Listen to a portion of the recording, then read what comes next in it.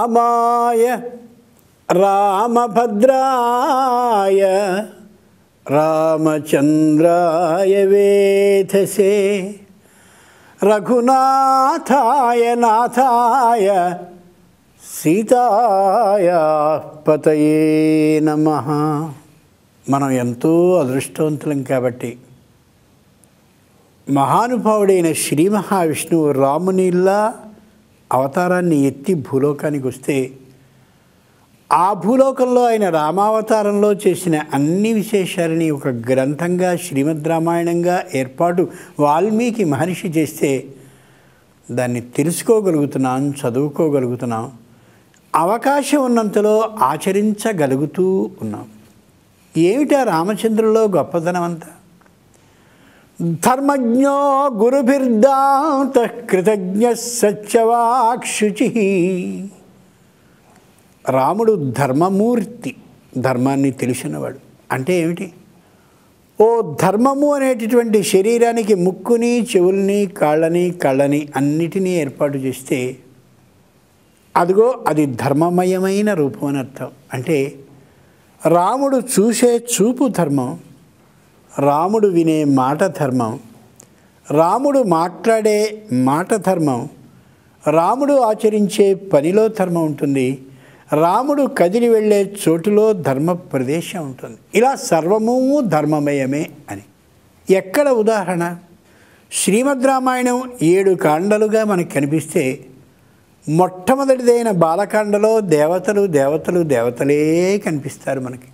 ఆ దేవతలందరి ధర్మాలు తెలిసినటువంటి మహానుభావుడు ఎవరంటే రాముడు మాత్రమే. లోకంలో మనుష్యునికి సంబంధించిన ఆచరించవలసిన ధర్మాలే తెలుస్తాయి తప్ప మిగిలినటువంటి జాతుల ధర్మాలు తెలియవు. కానీ రామచంద్రమూర్తి ధర్మజ్ఞ. దేవతలు ఎలా ప్రవర్తించాలో ఆ విషయాల్ని తెలుసున్నటువంటి వాడు. రెండవదైన అయోధ్యాకాండకు వస్తే అయోధ్యాకాండలో మనుష్యులు మనుష్యులు మనుష్యులు మాత్రమే కనిపిస్తారు. దశరథుడు, కైకమ్మ, సుమిత్ర, ఇదిగో భరతుడు, ఇలా వీళ్ళందరూ కనిపిస్తారు. వీళ్ళ మనస్తత్వాలన్నీ ఉంటాయి. అదిగో మనుష్యుల యొక్క సంపూర్ణమైన ధర్మాన్ని తెలుసున్నటువంటి వాడు ఎవరంటే రాముడు మాత్రమే. దేవతల ధర్మాలు తెలుసు ఆయనకి, మనుష్య ధర్మాలు తెలుసు. మూడవదైన ఆరణ్యకాండకి కానీ వెళితే మొత్తం అంతా ఋషులందరూ ఎలా ప్రవర్తించాలో ఆ విశేషానికి సంబంధించిన అన్ని ధర్మాలు, తాపస ధర్మాలు తెలిసినవాడు రాముడు మాత్రమే. ఆశ్చర్యం కాదు? నాలుగవదైనటువంటి కిష్కింధాకాండకి కానీ వెళితే కిష్కింధ నిండుగా కోతులు. వానర జాతి ఏ ధర్మాలతో ప్రవర్తించాలో, వానర జాతి ధర్మాలేమిటో ఆ విశేషాలన్నీ తెలిసినటువంటి వాడు రాముడు మాత్రమే. ఐదవదైన సుందరకాండకి వెళితే అంతా రాక్షసులే కనిపిస్తారు. రాక్షస జాతి ఏ ధర్మంతో ఉంటుందో, ఏ ప్రవర్తనతో ఉంటుందో ఆ విశేషాలన్నీ తెలిసినటువంటి వాడు రాముడు. ఆరవదైనటువంటి యుద్ధకాండకి కానీ వెళ్ళి చూసినట్టయితే యుద్ధకాండలో మొదటి కాండలో కనిపించినటువంటి దేవతలు ఉంటారు, రెండవ కాండలో కనిపించిన మనుష్యులుంటారు, మూడవ కాండలో కనిపించిన ఋషులు ఉంటారు, నాలుగవ కాండలో కనిపించిన వానరులు ఉంటారు, ఐదవ కాండలో కనిపించిన రాక్షసులు ఉంటారు. ఇందరూ కలిపి ఉంటారు. ఇందరి ధర్మాలు తెలిసినటువంటి రాముడు అదిగో ఆ యుద్ధకాండలో ధర్మాన్ని తెలియచేస్తాడు, యుద్ధ ధర్మాన్ని. అందుకే 6 రోజుల పాటు జరిగినటువంటి యుద్ధంలో రావణాసురుడు రెండవ రోజు యుద్ధంలో పూర్తిగా అన్ని ఆయుధాలని కోల్పోతే, వెళ్ళిరావయ్యా లంకకి, సుఖంగా విశ్రాంతిని తీసుకో, రేపటి రోజున ఆయుధాలతో రా, అప్పుడు మళ్ళీ యుద్ధం చేద్దు. కానీ యుద్ధం ఆయుధాలు లేనివానితో చేయడం సరికాదు కాబట్టి విడిచిపెడుతున్నా అన్నాడు. అదిగో యుద్ధ ధర్మం తెలియచేస్తాడు రాముడు. 7వదైనటువంటి ఆ ఉత్తరాఖండలో భర్త భార్యని ఎలా చూసుకోవాలి, భార్య తన పిల్లలకి ఏ ధర్మాలని బోధించాలి, ఈ విశేషాలన్నీ కనిపిస్తాయి. ఒక్క ఉదాహరణతో సమన్వయించుకుందాం దీన్ని. రాముడు సీతమ్మని విడిచేశాడని లోకం అంతా అనుకుంటుంది. అపచారం అది సరికాదు. రాముడు సీత అనేటటువంటి ఇద్దరూ కూడా వైకుంఠం నుంచి ఇక్కడికి వచ్చి ఏ రావణ వధని చేయాల్సి ఉందో ఆ రావణవధ అయిపోయింది. అయిపోయిన తర్వాత తిరిగి మళ్ళీ వాళ్ళు వైకుంఠానికి వెళ్ళిపోవాలి. ఎలా వెళ్ళిపోవాలి? రాముడు సరయూ నది ద్వారా అలా వైకుంఠానికి వస్తానంటే ఈ సీతమ్మ భూమి ద్వారా వైకుంఠానికి వస్తాను అని ఆ ఇద్దరూ పరస్పరం సరహస్యంగా వాళ్ళలో వాళ్ళు అనుకున్నారు. అందుకే రాముడు సీతమ్మ గర్భవతిగా ఉన్నటువంటి సందర్భంలో గర్భం నుండి పుట్టబోయేటటువంటి పిల్లలకి చక్కనైన చదువు ఎక్కడ లభిస్తుందా అని క్షణకాలం ఆలోచించి తన మీదే సంపూర్ణమైన భక్తి ప్రపత్తులు ఉన్నటువంటి వాల్మీకి ఆశ్రమ సమీపంలో లక్ష్మణస్వామి ద్వారా విడిపింపచేసి వచ్చాడు. సరిగ్గా సీతమ్మ ఎక్కడైతే దిగిందో అదే సందర్భానికి వాల్మీకి మహర్షి వచ్చి ఆవిడ్ని ఆశ్రమానికి తీసుకు వెళ్ళడానికి కారణం అదే. రాముడు విడిచిపెట్టలా సీతమ్మని. ఈ మాటని మనం అంటున్నాం, కానీ 24,000 శ్లోకాల శ్రీమద్ రామాయణంలో ఎక్కడైనా సరే సీతమ్మ నన్ను విడిచేసినటువంటి వాడు రాముడో దేవుడా అని కానీ వాడు ఏం ధర్మాత్ముడని కానీ ఒక్క మాట ఎక్కడ మాట్లాడి కనిపించదు మనకి జాగ్రత్తగా పరిశీలిస్తే.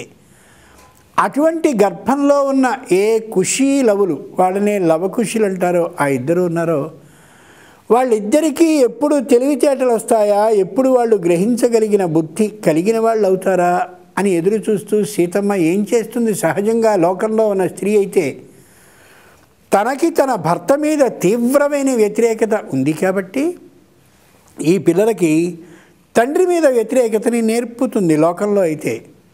కానీ తనని అంటే సీతమ్మని రాముడు విడిచివేయలేదు కాబట్టి ఆ లో ఉన్నటువంటి పిల్లలిద్దరూ కూడా యువతలకి వచ్చి కుశీలవులుగా అయ్యాక వాల్మీకి మహర్షి వద్దకి తానే తీసుకువెళ్ళి తనకి ప్రీతిపాత్రుడు ఇష్టుడు తనని జాగ్రత్తగా చూసుకున్న పెనిమిటి భర్త అయినటువంటి రామచంద్రుని యొక్క కథనే బోధించవలసిందని చెప్పి శ్రీమద్ రామాయణ కథని వాల్మీకి ద్వారా తన గర్భం నుండి యువతలకి వచ్చిన ఇద్దరు పిల్లలకి చెప్పించింది ఆ తల్లి. బాగా గమనించుకోగలగాలి.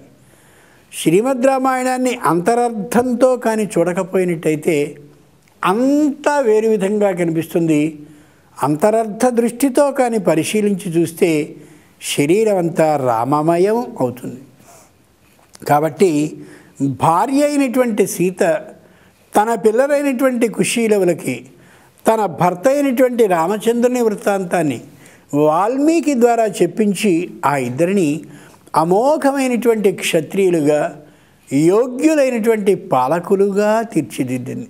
మరో ముఖ్య విశేషం ఏమిటంటే అయోధ్యలో అంతటి అమోఘమైన సౌఖ్యాలు, చెప్పలేనటువంటి రాజమర్యాదలు ఇంకా ఎన్నెన్నో ఉన్నప్పటికీ కూడా రామచంద్రమూర్తి ఆశ్రమంలోనే కుశీలవులు ఇద్దరిని పెరగవలసిందిగా నిర్దేశిస్తూ అక్కడికే పంపించాడు. ఎందుకని? ఏ పిల్లవాడైనా సరే అంటే ఏ సంతానమైనా బాల్యంలో చదువుకునేటటువంటి దశలో సౌఖ్యాలకి కానీ అలవాటు పడ్డట్టయితే వాడికి చదువు రాదు, తెలివితేటలు పెరగవు, దృష్టి మొత్తం సౌఖ్యాల మీదకి వెళ్ళిపోతుంది అని. అంచేతనే విద్యా ఆతురాణం న సుఖం న నిద్ర. విద్య ఎందు విపరీతమైనటువంటి ఉత్సుకత ఇష్టం కలిగేటటువంటి వాడినిగా పిల్లవాడిని చెయ్యాలి అంటే వాడికి సుఖమైనటువంటి నిద్రని సౌఖ్యాలు ఇయ్యడాన్ని ఏర్పాటు చేయనేకూడదని చెప్తుంది ధర్మశాస్త్రం. అంచేతనే పూర్వపు రాజపుత్రులందరూ కూడా ఎక్కడో ఆశ్రమాలకి వెళ్ళడం, గురువుగారి దగ్గర కూర్చోవడం, గురువుగారి పాదాలని ఒత్తుతూ ఆయన చెప్పే మాటలన్నీ వింటూ ఉండడం, పాఠాన్ని శ్రద్ధగా గమనిస్తూ ఉండడం, పాదాభివందనాన్ని చేసి గురువు నుంచి సంపూర్ణమైన విద్యని నేర్చుకోవడం, ఆ తరువాత ప్రజలని పరిపాలించేటటువంటి రాజుగా సర్వసౌఖ్యాలని అనుభవించే స్థితికి రావడం ఇది జరుగుతూ ఉండేది. పిల్లలకి విద్యా అభ్యాస కాలంలో అన్ని విధాలైన సౌఖ్యాలని మనం ఇచ్చేసినట్టయితే వాడికి చదువు ఏమాత్రము రాదనే స్పష్టమైన ఉపదేశాన్ని చేస్తుంది రామకథ మనకి. మరింకో యథార్థాన్ని కూడా గమనించాలి. మాత్రాసహ కుమారం భోజయేత్. ఉపనయనం చేస్తారు. ఉపనయనం అంటే ఒడుగు. ఉపనయనం, రెండు కళ్ళకి మధ్యలో ఉండే జ్ఞాననేత్రాన్ని తెరిపించేటటువంటి అమోఘమైన కార్యక్రమం, సంస్కారం అది. మనకి 16 సంస్కారాలు ఉన్నాయి. వాటినే షోడశ సంస్కారాలు అంటారు. ఆ 16 8వది ఉపనయన సంస్కారం. అలా జ్ఞాన నేత్రాన్ని తెరిపించేటటువంటి గురువు దగ్గరికి ఈ ఉపనయన సంస్కారం చేశాక పంపించబోయే పిల్లవాడిని భోజనం పెట్టి పంపిస్తారు, గురువుకి అందిస్తారు. ఆ భోజనాన్ని పెట్టే విధానం చిత్రంగా ఉంటుంది. ఒకే విస్తరణ వేసి పదార్థాలన్నింటినీ వడ్డించి తల్లిని పుత్రుణ్ణి అక్కడ కూర్చోబెట్టి ఇద్దరినీ కలిపి భోజనం చేయమంటారు. ఎందుకని? పిల్లవాడా, ఇప్పటి వరకు అమ్మ దగ్గర కూర్చొని అమ్మ పెట్టినటువంటి గోరుముద్దల్ని తింటూ ఉన్నావు కదా, ఇప్పుడు నువ్వు గురువు యొక్క ఆశ్రమానికి, గురుకులానికి వెడుతున్నావు. ఈ విధానం ఈ రోజుతో ఆగిపోతుంది.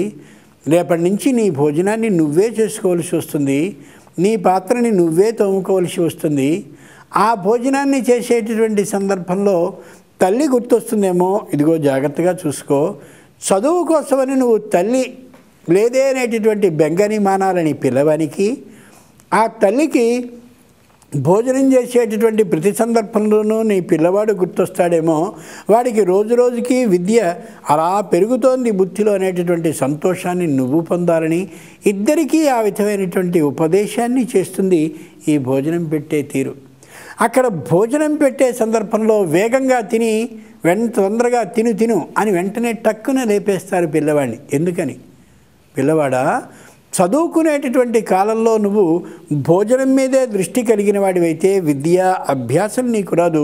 విద్య మీద శ్రద్ధని తగ్గించి భోజనానికి ప్రాధాన్యం ఇవ్వకూడదు. కాబట్టి విద్యకి ప్రాధాన్యాన్ని ఇస్తూ భోజనం మీద దృష్టిని తగ్గించని చెప్పడం దీనిలోని అంతరార్థం. ఎందుకు ఈ మాట చెప్తున్నాను అని అంటే, రాజైనటువంటి వాడు, పాలకుడైనటువంటి వాడు, సౌఖ్యాలతో ఉండదగిన వాడు అయిన రాముడు తన పిల్లలిద్దరినీ వాల్మీకి ఆశ్రమంలోనే పెంపుదల చేశాడు. దానివల్ల ఇటు విద్య వస్తుంది, అటు ఆధ్యాత్మిక ఆలోచన వస్తుంది. రేపు రాజుల్ని పరిపాలించాలనే ఊహ కలుగుతుంది. రామునితో పాటు వాల్మీకి ఉండేటటువంటి సంపూర్ణమైన ధర్మబుద్ధి విధానము వస్తుంది. అందుకే ప్రాచీనమైనటువంటి శ్రీమద్ రామాయణాది గ్రంథాలని కానీ మనం చదివితే విద్య మాత్రమే రాదు, విద్యతో పాటు బుద్ధి కూడా వస్తుంది. బుద్ధి లేని విద్య ప్రయోజనం లేదు. విద్య మాత్రమే ఉండి బుద్ధి లేకపోతే అది ఏమాత్రమూ సరైనటువంటి విధానం కాదు.